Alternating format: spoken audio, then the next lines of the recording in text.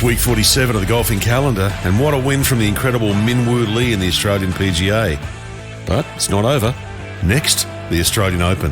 What a massive fortnight for golf in Australia, huh?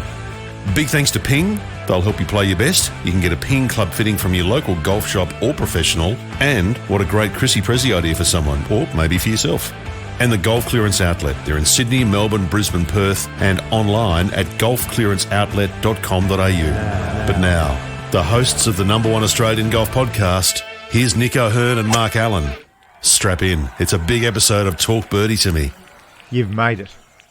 You've made it in this town, son. I've made it. You have made it. Okay. Because on Monday morning, I flicked on 3AW like I always do in the morning. And John Anderson came on at 6:25 a.m. and gave the quiz question. Okay. Quiz question was, what player is the only player on earth to ever beat Tiger Woods, not once, but twice in match play? Did you call in? No. But at 6:30, you'd made it. Nick O'Hearn's name came out of the barrel and bang, someone won a couple of bottles of the Bordley wine. Thank you. Yeah, beautiful. And you are now I think entrenched. I could be. I think in the Trivial Pursuit edition, I think I actually have another record as well. Oh, what's that? Which you probably would never have heard this. No, I haven't, but I'm in. Who won the last official tour event of the millennium? Oh, because we're last. We are last. We're last. And you know which tournament's last? Coolum. Coolum. The 1999 Coolum Classics. Unbelievable. You mentioned wine a second ago. Yes. I just want to read a quick message we got today. Okay. This is from Mark Willoughby. Hey, boys, enjoy the Margaret River wine this week after Min Woo's win. So, Nick, Mark and I are very much looking forward to this Margaret River wine. Is it in your bag? Is it? Where is I see it there. It's not in your bag? Look, I got home very late. Oh. I was down on the golf course all day. Here we go. Come on. And hang on. You When don't are make you guys? excuses. When Nick are you O'Hearn guys? doesn't make excuses. When are you guys going to bring in a bottle? However, if I had have, it certainly would have been a nice Margaret River, probably a Cab Merlot, something like that. It's a beautiful Oh, park, probably doesn't maybe actually a make the Chardonnay. grade, really. Yeah. Well, I might have one tonight. Well, can I say this? I sat on my couch all week. It wasn't working. Sat on the couch all week, and the broadcast and the coverage was fabulous. Really, really well done to PGA TV and Jam TV. Everybody involved. It was fabulous. It really was. They did a great job. But let me tell you this. I didn't realise Min Woo Lee had the short game that he possesses.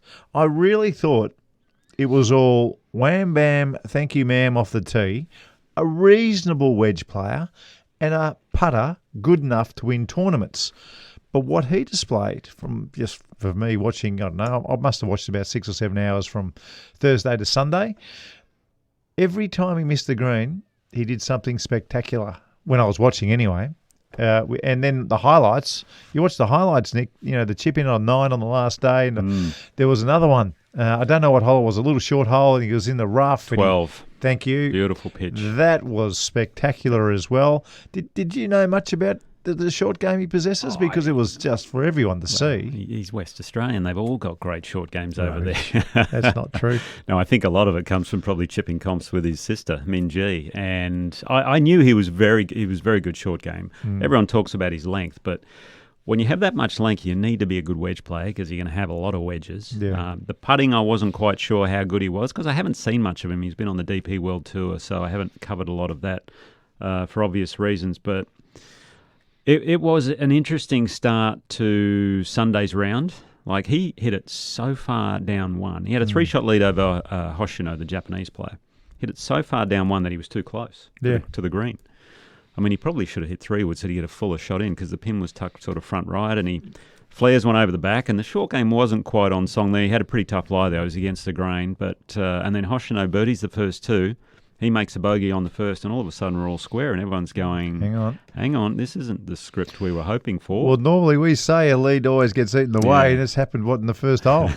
2 holes. 2 holes. It took 2 holes, yeah. But by the 4th, they were still tied, and Joaquin Niemann made a hole-in-one on the now I have to get this right, the CCEP $1 million hole. Yeah. He made it on the Sunday, but the $1 million was on the Saturday. Oh, it was unfortunately. not. Yeah, it was tough. They had all these kids out, hitting with the groups and everything, and the $1 million was on the Saturday, not the Sunday. So Joaquin Niemann makes a 1, gets the honour on the next, which is fantastic. Not the $1 million, but he's in LIV golf anyway, so he's cashed up. Pocket change. But Min Woo Lee, we almost had 2 in about 20 minutes. Did you see his shot into 4? It was incredible. The little low draw. To a back left gorgeous. pin. And that's what sort of kicked him off and fired him up. And then he made a few birdies the front 9. And then obviously the chip in on the 9th was sensational. He went nuts. That's the most animated I've ever seen him. It was very, very impressive. And then, as you mentioned, the pitch on 12, knocked it stiff. And then also he had a really good chip on 15, the par 5. Yeah. He was just on the upslope short of the green. And hit a great shot to 2 feet, and that was basically tournament over. Yeah, pretty much. It was all done and dusted. I heard you on SEN today talking about him. I was on with 3AW's Neil Mitchell, and I did a bit of research. Don't do it too often when it involves golf, but I did this time with Min Woo Lee, and 100,000 TikTok followers. Over 200,000. Is that all? I would have thought he had more. Well, this is what I saw. I haven't got a TikTok account, so I didn't go check it out. Over 200,000 on Instagram. Wow. Word of mouth is big, and the modern day word of mouth is social media. And I was talking with Neil about it because he wanted to know what let him cook meant. And I said, well, listen, Phil Mickelson he was always hitting bombs. DJ just sends it. That's what he is. And he goes, what, send it? I'll send it over the trap, send it over the corner, just send it. You had John Daly with Grip It and Rip It. Yes. And now you've got Min Woo Lee. He's come along with Let Him Cook. And the more I read about it, you got Golf Digest. They're calling him, is it golf's first, what was the term they used? TikTok golfer, basically. No. Cult hero. Really? And I thought, there's been a few cult heroes in the game of golf before. I mean, the Walrus was one, and Chi Rodriguez. Arnie's Army. Yeah. So there's been a few. But they were saying because of the things he is doing on social media and just his following whenever he tees it up at an event now, it's quite staggering, really, isn't it? It's the young people he's bringing into the game is fantastic. Now, Dan, you just looked it up on, what was that, Instagram? No, that's TikTok. That's TikTok. 250,000 followers. Yeah, that'll be more. And on 17, it was fantastic. It was the party hole. They have it, and it is what it is. The party hole. The thing was, it was the Southern Comfort party hole. Yes. So there was a lot of people imbibing in the afternoon, and as the day went on, it sort of got louder and louder, obviously. But he put the chef hat on the green and, got the Viking clap going. Yeah. Everyone was right into it. I don't think he would have done it with a 1-shot lead, but he had a 3 or a 4-shot lead at that point. Just a crazy risk. Could you imagine, with a 1-shot lead if he decides to do all that sort of stuff? And, maybe the drive that he hit on 18 actually just rolls a couple of balls more and it falls into the front of it. He's got a down slope. He goes for it. He leaves it in, rolls back into his footprint. You couldn't have risked it. But with 4 shots, it was fabulous. Fine. Yeah. Now I'm going to ask you, what about if he had a 2-shot lead? I don't think he would have done it with a 2-shot lead. 3, yes. Yes. Do it with 3. 4 for sure. I mean, Jed Morgan, remember him when he won a couple of years ago? He had like a 9 or a 10-shot lead, and he was giving it everything, pumping fist all the way down 17. Watching at home, it almost looked a little bit LIV-esque almost. Cause I remember at one point there was the Tiger was playing. It was the crowd was singing. Look fantastic. Yeah. I mean, everyone was getting into it for sure. It's one of those holes where it's okay every now and then. I don't think you'd want it every week. And some of the players, you could tell they were getting a bit. A bit frustrated with it all, trying to get people to quieten down. But for the most part, I think everyone embraced it. And it's one of those deals. It's like playing in Phoenix. Yeah. The 16th hole, the stadium hole in Phoenix, is the most insane crowd you'll ever hit a golf shot in front. And they will let you know if you don't hit a good shot. Yeah, that's right. They will give you it no end. Now, if you don't like it, don't play. It's pretty simple. Very simple solution to that. So I'm okay with it. Yeah, I'm okay with it. I think if you don't like it, it's just a situation in Australian golf where you've got to grit your teeth, play the hole, and get out of there. Yep. It's as simple as that. And, it's easy to say in America if you don't want to if you don't like it, don't play, because you've got 40 other events that are worth almost as much. But here in Australia, you've got, $2 million this week. I think it's $3.5 million next week.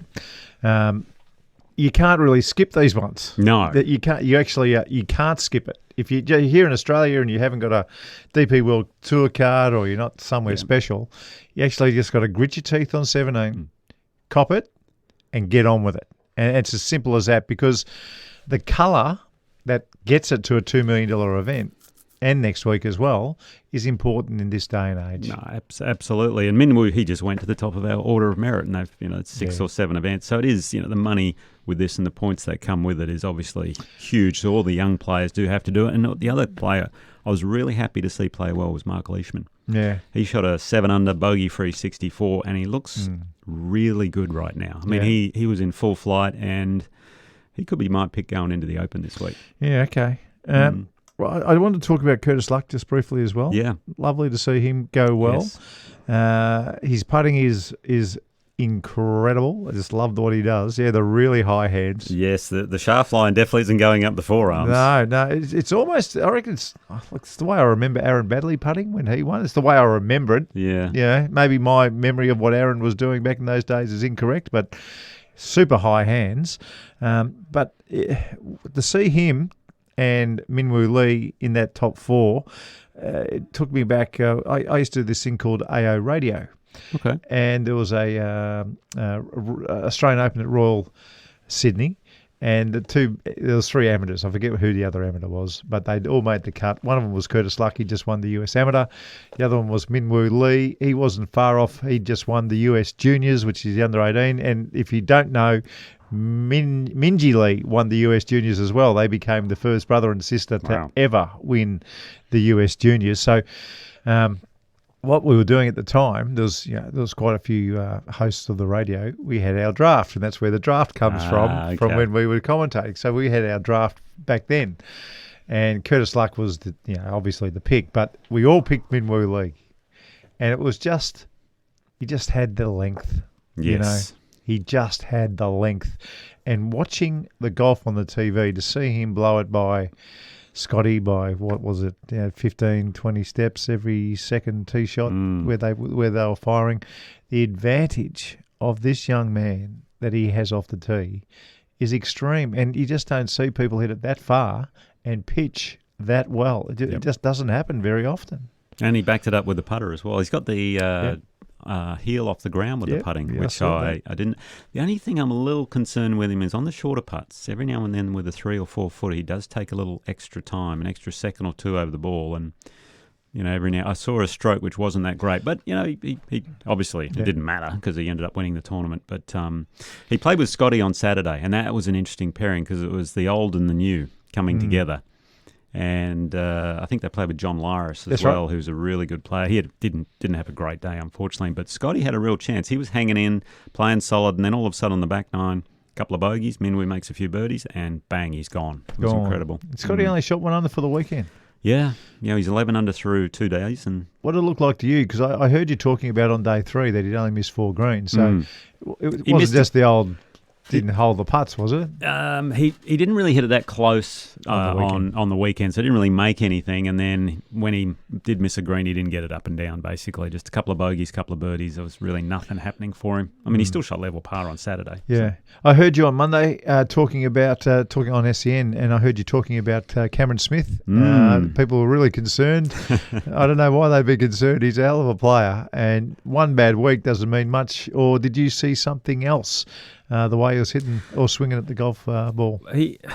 It's strange. It's very weird to see Cameron Smith play poorly because you're so used to seeing him hit the ball well. And I didn't see him on the Thursday round. He shot 2 over par. He was off very early. So, I mean, they tee off at 6 o'clock over there up in Brisbane, which is very, very early. And then on the Friday round, we obviously had him on coverage the whole day. And from the get-go, I mean, he was missing greens with wedge. He was coming up short, going long. He was just completely out of sync, and he was just...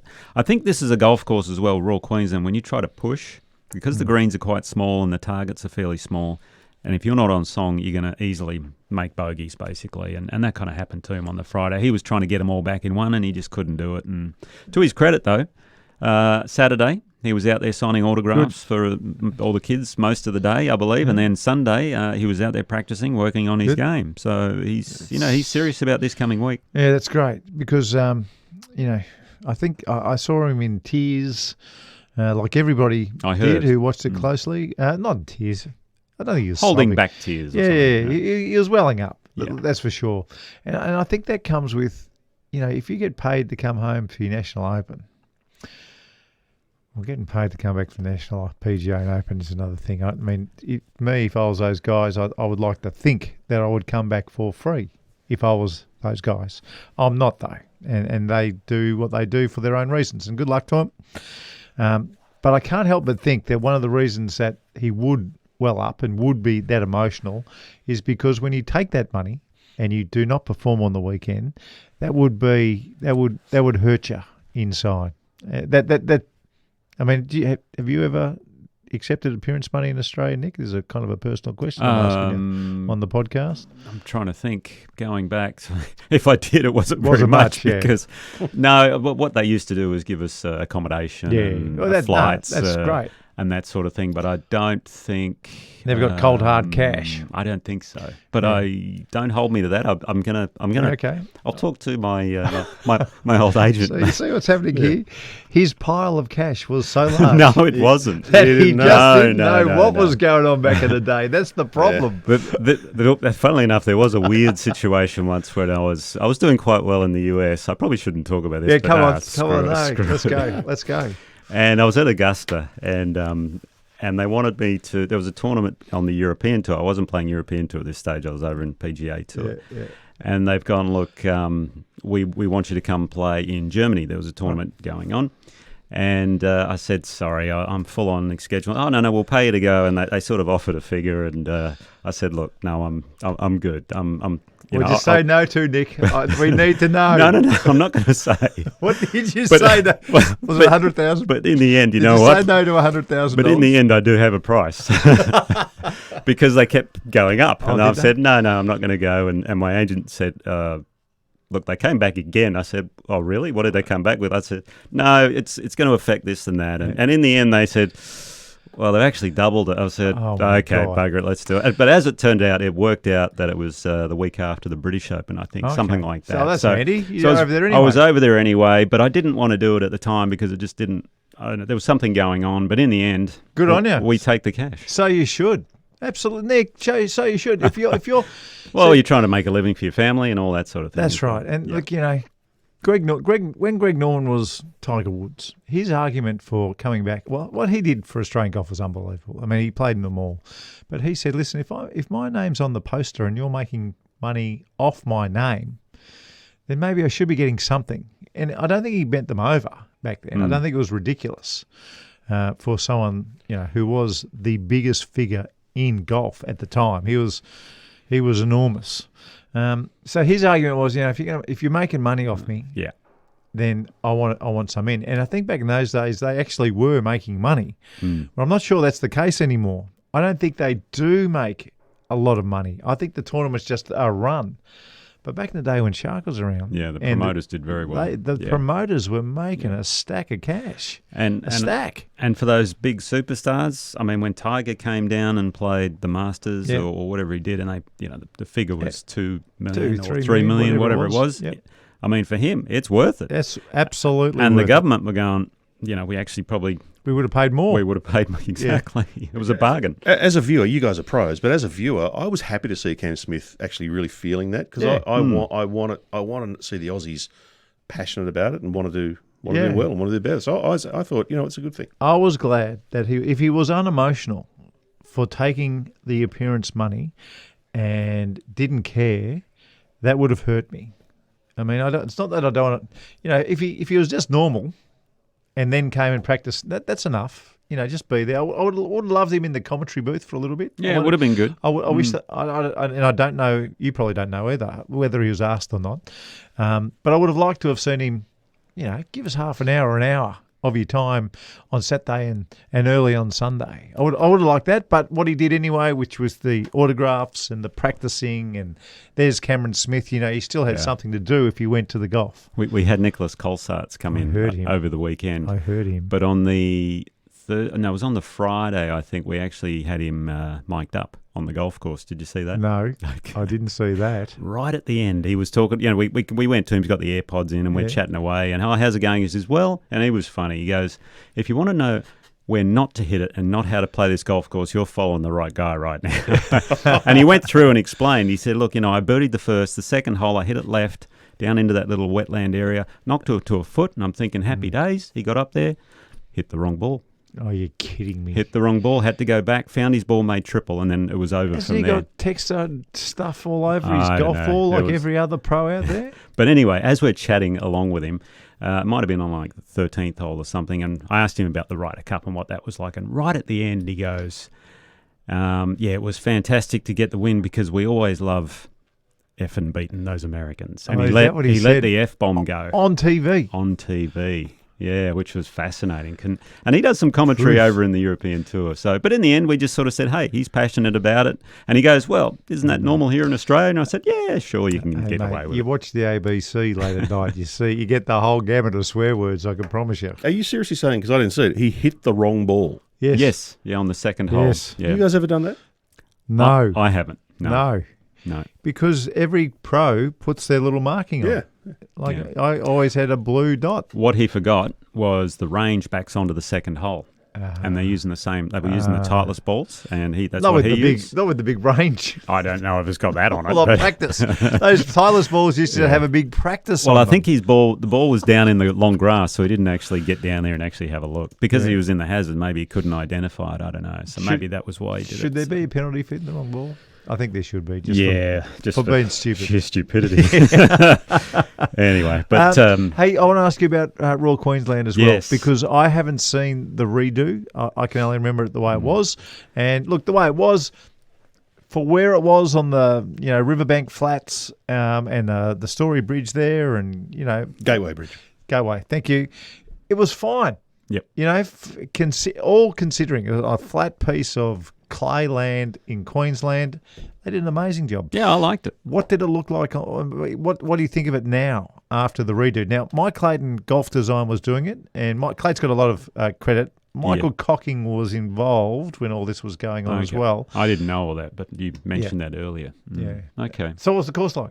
It's pretty wide off the tee, but the thing about it is the fairway bunkers, there's a lot of them in the middle of the fairway, so you have to avoid those. That's important. And they're a bit scattered around. It's about working angles. There's a lot of space off the tee, so typical. It has almost a sandbeltish feel off the tee to it, where it's quite wide, but it's obviously a different grass. You mean a Royal Melbourne feel? Well, not quite. No. A Kingston Heath feel? What's a whitish? Yeah, I suppose in that Kingswood, Peninsula Kingswood. Yeah, feel. There you go. It's got a Peninsula Kingswood feel off the tee. That's probably what I would say. But it's we're talking what was it, Queensland Blue Cooch or whatever it is, that Bermuda style grass. It's the best they can survives do. in the heat. It's amazing. The greens were the tricky part. A lot of grain in them. Even though there was a guy who said no, there's no grain in these, but trust me, there is. And then there's a lot of upside down saucer type greens. Pretty tricky overall. But if you're long, for you and I to play it, it's a very, very tough golf course. If you're long off the tee, you can escape a lot of the trouble and the wasteland areas. And I think for the bigger hitters, it's a little easier. So all you need is 190 miles per hour ball speed. Yeah, that'll do. I know. I'll start practicing. We'll keep working on it, but anyway. Hey, tell me about the new LIV schedule is out. Yes. And you've seen it. So we knew Adelaide was back in its kind of regular spot, which is in April. Late April. Yep. Did we get another go? Thankfully, no. They've got 12 events released. Apparently, last year was a 14-event schedule. The last two on the schedule haven't been announced yet, but they think they're going to be in Chicago and what was the other one? Dallas, I think. I don't think they're going back to Miami. Don't tell Clive Palmer this. Oh, okay. We've mentioned Coolum twice today. We have. Okay. Well, maybe it's not for next year. It could be the year after. Okay. Who knows? Right. But it's 12 events over about 8 different countries, so it's going to be very much a global tour. Yep. 3 of the events will clash with 3 of the signature PGA Tour events. Which ones? I'm actually putting them up against them. Mexico, the first event, is up against Pebble, AT&T. The next one is Houston, and that's going to clash with Memorial. Oh. And then Nashville clashes with the Travellers. And I don't know why the Travellers is a signature event, to be honest. Now, the Vegas event is the Super Bowl week. They've put it that week, but they end on the Saturday. They've ended on the Saturday. Super Bowl's on the Sunday, and that's actually the same week as the Phoenix event as well. That's clever. Yeah. Oh, it's the same week as the Phoenix. Yeah, Yes. and Phoenix end finishes on a Saturday now, doesn't it? Doesn't it just finish? Well, I think it did last year. Did it? Yeah, you're probably right. It didn't just finish early, so you could then go in your drinking stupor to somewhere else, to some bar and watch it. Yeah. They actually started finishing it on the Saturday, which Right, makes more okay. sense. It's too big. Yeah. The Super Bowl's too big. The players want to see it. Everybody wants to see it. Yeah. And then the other sort of live news that came out, I guess, in the last week or so, but I didn't really follow it much, but they apparently, Phil Mickelson started spreading rumours that John Rahm is going to live for $600 million US. That was what sort of came out on social media a bit now for me. I will believe it when I see it. I can't see it. Yeah. They do have the same agent. We'll say that he's good mates with Sergio, and he's pulled out of the TGL, which is Tiger's golf league. But did you see that's been pushed back to 2025 because the roof collapsed? I didn't know the roof collapsed. It was decimated. Yeah, the whole thing Are you collapsed. joking? Yeah. Imagine if they had people in there. It's the first guy, and there's a huge cheer. You know, Tiger Woods has a hole in one. The place goes crazy, and the roof fell down. Well, it's like imagine if that happened. It's like a big, I don't know, circus tent or something. Who knows what it is? But anyway, sounds like a circus, to tell you the truth. I have a feeling a couple of big name players will go though. Someone, maybe who didn't wear a cap in the Ryder Cup, and the other guy, Xander. I think those two maybe might go, but. And Xander. Well, I think they go as a package deal, those two, because they're best mates. Is that right? Yeah, they're good mates. So, see, they must know something. To me, I can't imagine why those two or John Rahm would go. No, I know. I can't imagine, because you can see what's happened. You can just see what's happened. But if the money's outrageous, then why wouldn't you? I guess. I mean, it's just generational wealth.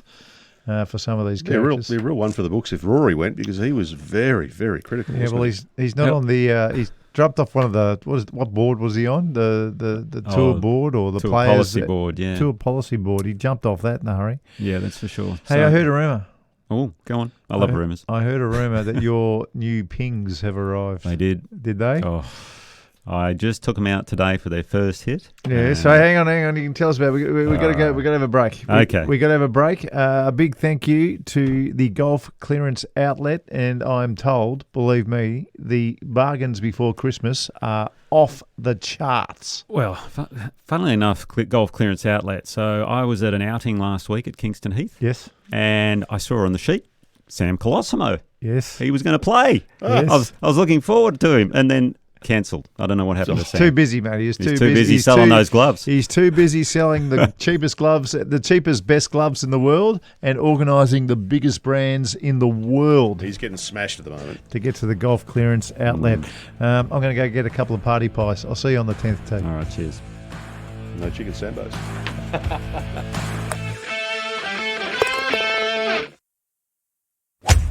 Like the podcast? Oh, maybe tell a friend. Drop them a text or share it on your socials. This is Talk Birdie To Me with Nick O'Hearn and Mark Allen. Right, are we right? Yep.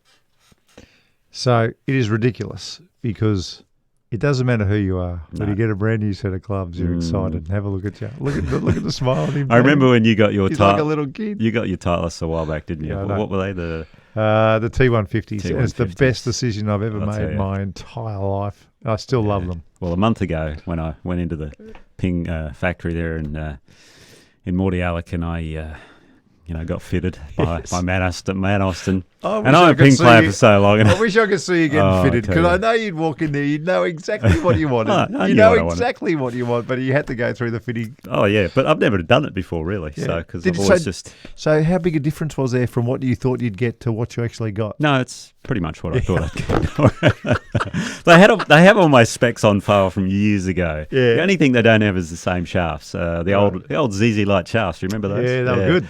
So these ones came with dynamic gold. So I got the new Blueprint S iron, and geez, they look good. I mean, I had the eye blades and I thought they looked good, but these ones look even better. And I got the new driver. I tell you, I feel like Min Woo off the tee at the moment.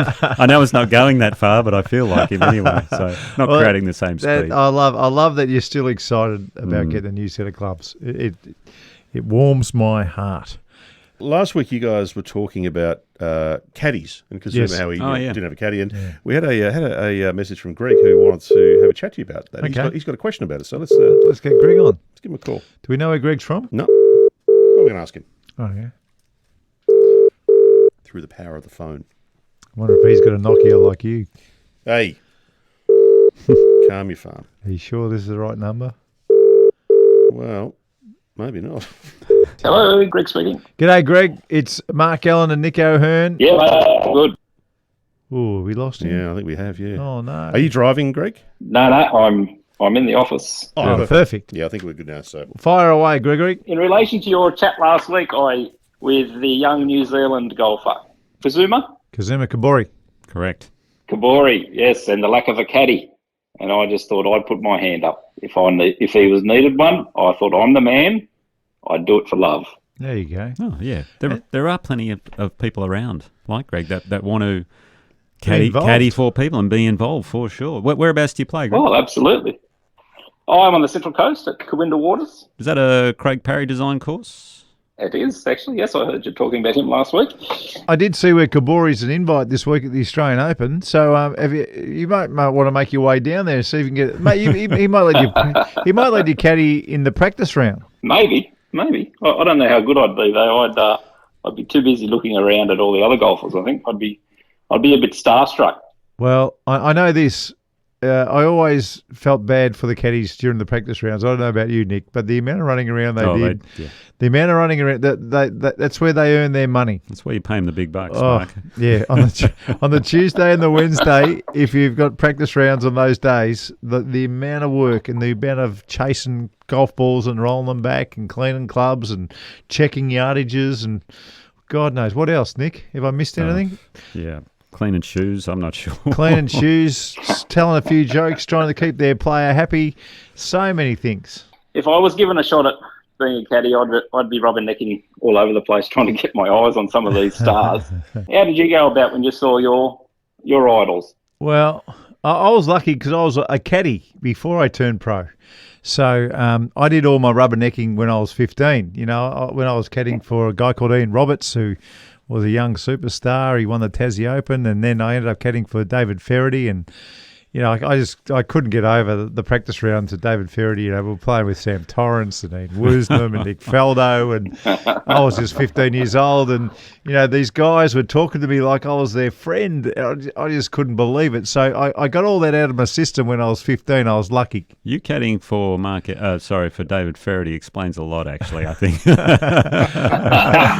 No, but yeah, I mean, when I first went out on tour and all of a sudden you're paired with Greg Norman or whoever, it's, yeah, I mean, like most people would, you are crapping yourself, basically. But the thing about being a professional golfer is if you want to do it for a living, you have to get used to that sort of thing. And you get in your own bubble pretty quickly, for sure. And if you do let it affect you, well, then you try and learn from it and figure it out next time. But if you're rubbernecking as a caddy, you may not survive very long on the caddy tour because you're there to do a job for your player and not watch everyone else. But I love that you're so keen anyway. Yeah. Hey, Greg, just before you go, I just wanted to say, Nick, you know, he made it sound easy then, but it's actually difficult. Some players just can't handle playing with big name players. No. Some players just cannot, and they actually lose their way.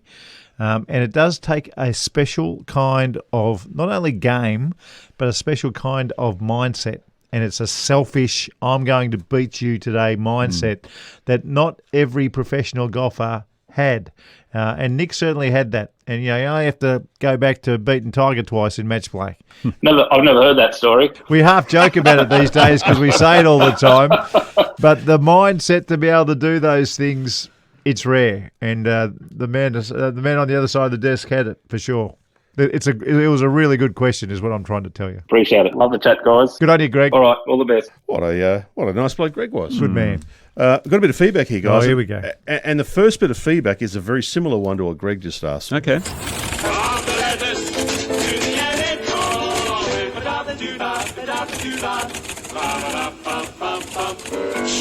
This is from Nick. Nick has said, "Hey guys, love the pod, but I was somewhat taken aback at these young pros playing tournaments without caddies. I'm in Melbourne. I'd happily caddy for someone when the tour's in town or nearby. I'm a 10 handicap, so I won't be a great help with the pro stuff, but I can lighten the load, I can take bunkers, I can collect divots. How would I, and this is a serious question, how would I volunteer and can I? Cheers, Nick." Well, look, in the old days, there was no volunteering. You just wait on Monday and you'd wait by the pro shop and, you'd get a bag. But if you and I get our way for all the smaller tournaments, I think everybody in the last 4 or 5 groups should have a caddy. I think it looks better on the TV, and we're actually saving players from themselves a bit and just getting them to the mindset that you need a caddy to be any good in this game. Yeah, for sure. And I think locally, for instance, here around Melbourne, we've got a few tournaments coming up after Christmas. Yes. We've got the WPS event at Rosebud. Yes, we've got the Sandbelt Classic coming up. Sandbelt Classic before Christmas. We've got the national event, and we've also got the Heritage in the Yarra Valley. So there is a few chances there where he might be able to pick up a bag. Who knows? Speaking of gigs, Peter has messaged in. He wants a job with Talk Birdie To Me. Oh. Peter said, "I'd like to apply to be Nick's video guy. He always looks to be at awesome courses when he does the masterclass tips. That would be a sweet gig." Well, it's just here at Sandy Golf Links, to tell you the truth, right across the road from Royal Melbourne. Occasionally Cathedral. Australian Golf headquarters. Yeah, occasionally Cathedral and a couple others, but mostly here. I think the subtext of this is that, Mark, your filming is terrible. Yes, that's what he was basically That's where saying. I thought it was going. Yeah. Yeah, that's basically what it's saying. I think it's implied. Chapman has written in, "Hey guys, I'm getting back into watching golf after watching the Ryder Cup a little while ago. Listening to you guys talking about what it means to be a pro is absolutely enlightening." Oh, that's very nice. Great. Fantastic. Now, Min Woo, obviously, massive win, as you guys have talked about. Lee's written in, "Well done, Min Woo. But more than this win, I've loved the Host Plus ads with our man Nick O'Hearn." Ah, yes. So Well, I was told about stupid them. ads. What are you told? Well, it was on Channel 9. I was only watching on Fox. Ah, there you go. Well, give us a run through. What did you say? Well, I don't know what the ad actually showed in it, but it was just I had a golf club in my hand and then they went through all their superannuation options and all this sort of stuff. Because and right at the end I go, "That's a plus." But I had to do it in a variety of ways, and I guess they probably picked the most cheesy one because my wife and kids, they said, "We saw you on the TV," and it was funny. That is very funny. SJ Willow has also said, he's talking about Min Woo Lee here, Australia's best and most exciting player at the moment. Yep, no doubt about it. Hard to argue. It's a bit like the boxer with the big killer punch. He just hits it that far off the tee. It's great to watch. Does it with a smile on his face. And he's bringing people through the gates, which is the most important thing. Megastar. Pete Brown, love the podcast, guys. Nick, you touched on the PGA playoff at Coolum. Was that the one where you hold a bunker shot to win after a number of playoff holes? That is correct, yeah. Yes. It took me 4 goes, 4 playoff holes. Yep. And Rye Coleman has written in, this is about your masterclass, Marko, a couple of weeks ago on It's All in the Hips. Yes. And he said, "Marko, is this with every club off the tee or the fairway?" Every club. Yeah, every club. Probably you don't want to do it too much when you're chipping and pitching, but they even then they kind of move. Yeah, it's all in the hips. Yeah. What was the guy's name? Tap it in. What was his name? The guy who was not Clubber Lang. Who was come on, Apollo Creed. Apollo Creed. Yeah. Carl Weathers. That's Carl Weathers is his name. Yeah. Thank you, sir. Well, now just sit back and relax. Let's have a listen.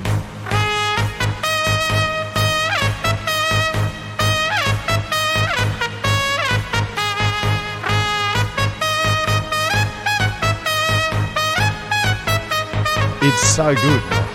I love that intro. Ever since you all right. you brought that to our attention. Well, we say this is the last time we talk about it, all right? Okay. So now it is just part of the Ping show. Global results. Part of the furniture. Okay. I'm going to start the Ping Global results a little differently because usually it's tournament results, but last week at the PGA Championship, they had the PGA Awards and they had the Greg Norman Medal given to the player from Australia who was, I guess, voted the best had the best year. And that went to Minjee Lee. Yes. 3 times now, a record. Min Woo, he's hoping for just 1. Just one. Anyway, she defeated Cam Smith and all those in that How one. big will it be? And think about the world news.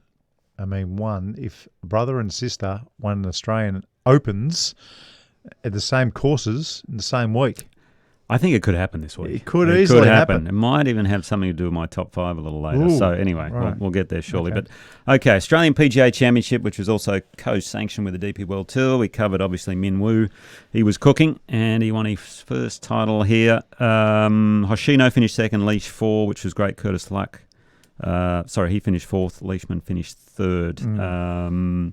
The other DP World Tour event that was going on at the same time, the Joburg Open over in South Africa. I didn't see what happened. No Aussies playing, unfortunately, but what was his name? Tristan Lawrence. He was leading by a few shots going into the final round. Shot a shocking last round, 5 over 75, but that happens. South African Dean Burmester. He won shooting a 66. I've seen him play a little bit. Shots. He's an interesting-looking player. Yeah, really I don't good mind player. him. Yep. On the Ladies European Tour, the final event of the season, our own Kirsten Rudgley, the Mount Lawley member, had a 2 or 3 shot lead going into the final round, and unfortunately she didn't win.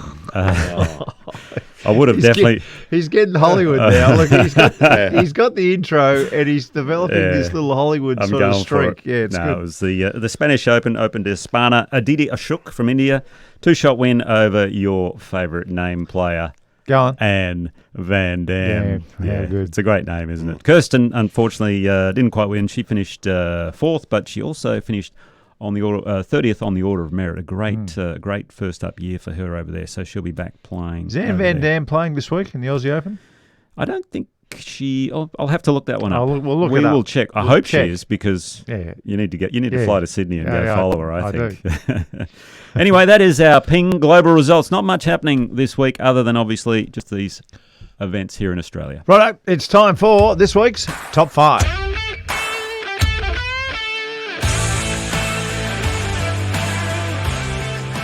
And in honour of Minwoo Lee, Minji Lee, the siblings, I'm going for the top 5 siblings in golf. Oh, you're going to have to dig deep. There couldn't be many.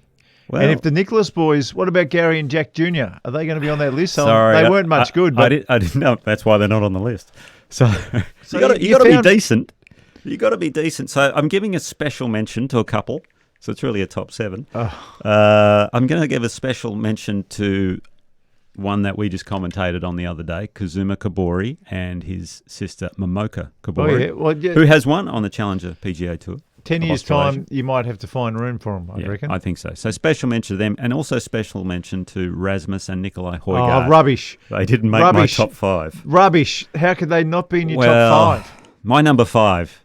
And this one, it was a tough one to sort of put in, but if I don't put him in, I'll be sledged from all angles. Yeah. Brooks and Chase Koepka. Okay. I've got to go with the heaviness of 5 major wins from Brooks. Chase Koepka, I know he's winless, but his brother makes up for a lot. Oh, you're hurting me with that. You've left out Rasmus and Nicola, and you've put those... Only because... of the weight. 5 majors. That's big. Okay. Well, does Jack Nicklaus have a brother? Horrified with that. Oh, wow.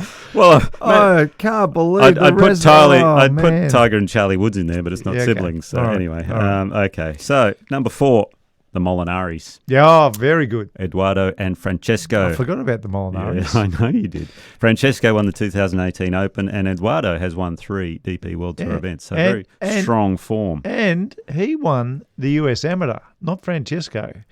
The other one won the US Amateur with Francesco caddying for him in the US Amateur. Okay. There you go. Well, there you go. There's a bit of stupid history. Number 3.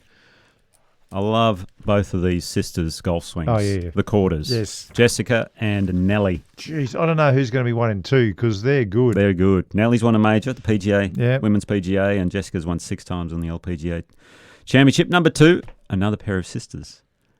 Who? The Jutanagans. Really? Aria and Moria Jutanagan. Yep. Aria's won 2 majors and also has 12 wins on the LPGA Tour. Moria's won a few times on the LPGA. So that's strong. I know that was a bit of a dark horse for you. You were looking at me going, really? No, that's good. You've backed it. Is it which say the names again? Aria and Moria Jutanagan. When Aria first came out to the Australian Open, she came out years ago, and I think she won. Did she win the Australian Open? Could have, but she'd see stingers off 2 irons. Yeah, she came out and they couldn't say her name. And she said, it's really, really easy. Think of motorbike. That's what she said. Oh, I love it. Fantastic. And number one, I'm going local just because, hey, they're going to win the Australian Open this week. Minjee and Min Woo. Can't fault it. No. Well done. And I apologise for not getting the Højgaards in there, Mark. So I don't know how you'd not. Yeah, well, who would you put out of those 5? They're the Koepkas. Koepkas? Right? Yeah, 5 majors. That's tough. Yeah. But you're right. I don't know. It's the other Koepka even, but I mean, at the bare minimum, I think you have to be on a tour.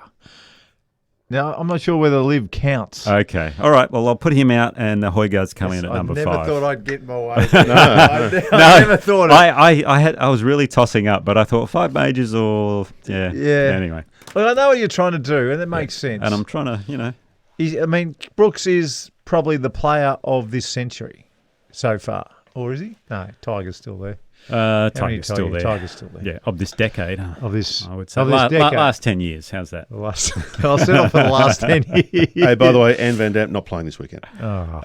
What are the organisers doing at Golf Australia if they can't find room for Anne Van Dam? On the name alone, she should be playing. Imagine if it was Minjee Lee versus Anne Van Dam coming down the last. It would have just been huge. Time for this week's masterclass.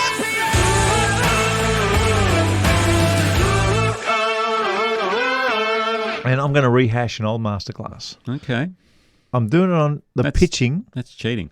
I know that, but it's worth it because Min Woo's pitching this week and chipping was elite. And one of the things that I did notice, and I know that this, there are lots of people out there who just never use this principle. So many people, when you're under 80 yards, you're basically using the same club for all those shots when you pitch. It's either the 56 or it's your lob wedge. It's one or the other. And you've got to judge how far to hit the ball. And Min Woo was doing it so well. And he doesn't judge how hard to hit the ball. It's really clear to my eye. He definitely judges how long his backswing should be to match up to how hard the ball comes off his golf club. Now, this sounds really obvious. It sounds ridiculously obvious. But unfortunately, not enough people do it. And this changed my short game when I was in Texas Tech. This principle is instead of trying to work out how hard to hit the ball, try to judge how long your backswing should be to get the ball the required distance. And it sounds kind of back to front. I don't know why it works, and I don't know why it's so easy when you do it, but it just is. So again, no matter whether the ball's back or the ball's forward, no matter whether the club's open or the club's shut, no matter whether you're trying to fade it or whether you're trying to draw it, stop trying to judge how hard to hit the ball and start trying to judge how long the backswing should be. And you try and match the follow-through with that backswing? You betcha. That's part of your deal. Mm-hmm. It was never really part of my deal. Okay. But I've incorporated a little bit of what you do in because you are my short game coach these days. And it definitely works as well. Very good. Are you commentating this week at the Australian Open? I am going to Sydney shortly. Well, I'll just stay at home and watch on sorry, the TV again. I'll see you next week. week. Hey, Mark, that's a plus. Thanks for listening to Nick O'Hearn and Mark Allen's podcast, Talk Birdie To Me. And if you're looking for some new gear, Ping is absolute top class. Ping help you play your best. Contact your local golf shop or professional and they'll sort you out. And the Golf Clearance Outlet, who beat everyone's prices. They're in Melbourne, Sydney, Brisbane and Perth, and online at golfclearanceoutlet.com.au. Got a favour to ask, wherever you listen, if you get a chance to rate and review the pod, that would be fantastic. And if you subscribe, you'll never miss an episode. Talk Birdie To Me's executive producer is Dan Bradley at Kaizen Media, and sound design is by Daryl Misson at loudzebra.com.